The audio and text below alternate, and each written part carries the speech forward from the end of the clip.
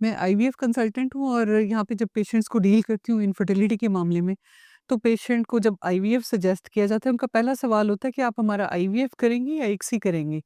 तो आज की इस वीडियो में मैं डिटेल से इस बारे में बात करूँगी।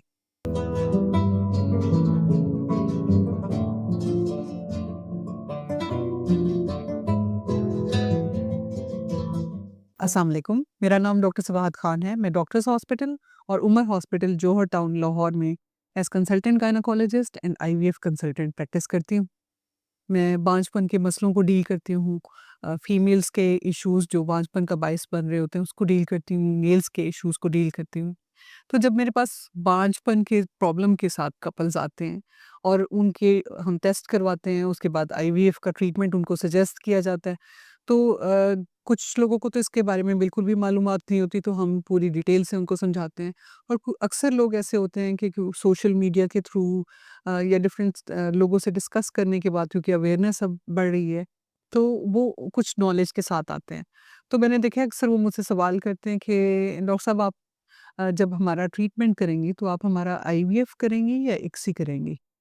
तो मैं बताना चाहूँगी कि आईवीएफ, इक्सी क्या है या दोनों में क्या फ़र्क है?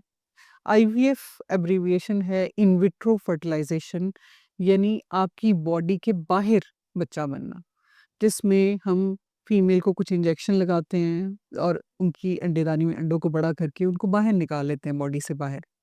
उसी तरह हस्बैंड के सीमन में से स्पर्म ले लेते हैं और फिर उस स्पर्म को और उस एग को मिला के एम्ब्रियो बनाया जाता है बॉडी से बाहर लेबोरेटरी में। तो इसे कहते हैं इन विट्रो फर्टिलाइजेशन। ये एक प्रोसेस है जिसमें कुदरती तौर पे आपके जिस्म के अंदर बच्चा नहीं बन रहा, बल्कि लेबोरेटरी में बन रहा है, और उस बच्चे को फिर बाद में आपकी बच्चेदानी के अंदर ट्रांसफर किया जाता है और हमल कराया जाता है। अब इक्सी एक टेक्नीक है जो आईवीएफ में इस्तेमाल की जाती है। पहले ज़माने में कन्वेंशनल आईवीएफ होता था, उसमें ये होता था कि एग्स निकाल लिए, एक डिश में रख दिए, उसके ऊपर सीमन डाल देते थे कि कोई सा भी स्पर्म उसको फर्टिलाइज़ करेगा और फिर एम्ब्रियो बनेगा और उसको उठा के फिर हम ट्रांसफ़र करेंगे।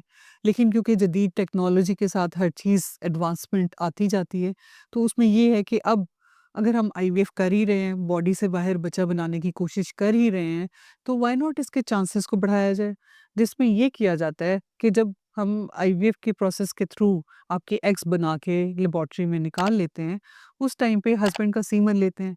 उस सीमन में से जो बेस्ट क्वालिटी के स्पर्म्स होते हैं, वो खुद सेलेक्ट करते हैं। बजाय ये कि हम स्पर्म छोड़ दें और उसमें से कोई सा भी स्पर्म फर्टिलाइज़ कर दे आपके एग को, तो इक्सी के प्रोसीजर में हम बेस्ट क्वालिटी का स्पर्म खुद सेलेक्ट करते हैं और बेस्ट क्वालिटी का एग लेके उस एग के अंदर उस स्पर्म को हम खुद ही इंजेक्शन से इंजेक्ट कर देते हैं।